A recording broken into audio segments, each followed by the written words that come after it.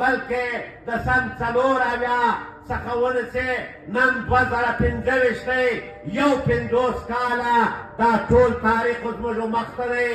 دا ټول تاریخ یوه ورځ موږ یاده ده چې څرنګه د پنجاب د امریکي سامراج د عرب شیوخو د ایراني اخوندانو د چیني شاولستانو او د پنجاب استعمارګرانو په ګډه بیا په افغانستان کې په 28 اپریل 1978 یو بدلون راغی او دلته دې ټولو په افغانستان کې مسلم مداخلت روان کړ.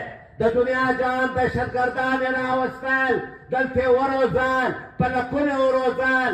دا موږ نه وایو، دا کرنل امام وایي، دا جنرال حمید ګل وایي، دا جنرال پرویز مشرف وایي، دا جنرال ضیاء لعین وایي چې موږ دا خلق راوسته، دا مجاهدین دی، دا د حضرت عمر مرتبه لري.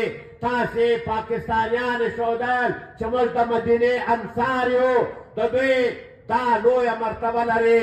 تا د دوی وجنګول، تا د دوی په سر په کربونو ډالره واخیستل، تا د دوی په سر پنجاب آباد کړی، تا موټروې جوړې کړې، تا دلته تا میټرو جوړې کړې، تا ایټم بم جوړ کړی، تا میزایلونه جوړ کړه، تا ځان ته F-16 طیارې واخیستې.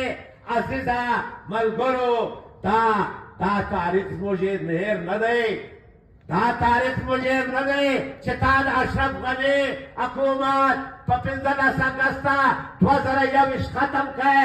څوک ولاړی هلته؟ چا د سرینا هوټل په لابي کې چای کولې؟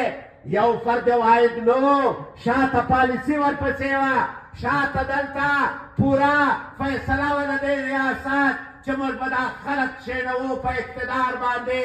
اشرف غني یې لرې کړی.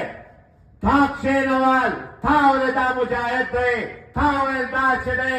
خواجه آصف وزیر دفاع چې ویټ به تا په یاد وي، هغه په 15 اګسته 14 اګسته 2021 په ایکس باندې باندې چې ویټ وکړی، ویل طاقتیں تمہارے خدا ہمارا ہے، اسلام زندہ باد.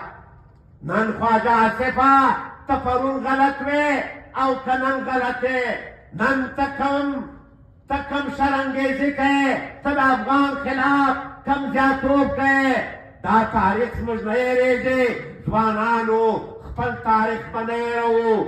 زموږ دا تاریخ دی چې پیرو هندوستان باندې 5